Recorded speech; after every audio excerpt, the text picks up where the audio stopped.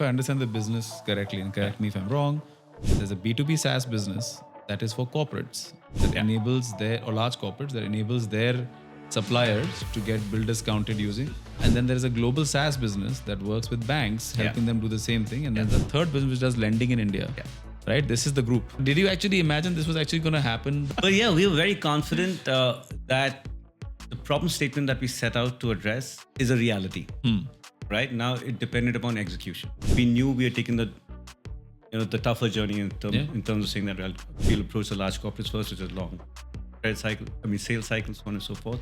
But we always knew that what we were trying to address is a reality. And if we execute it off decently well, we'll be okay. Maybe couldn't envision it.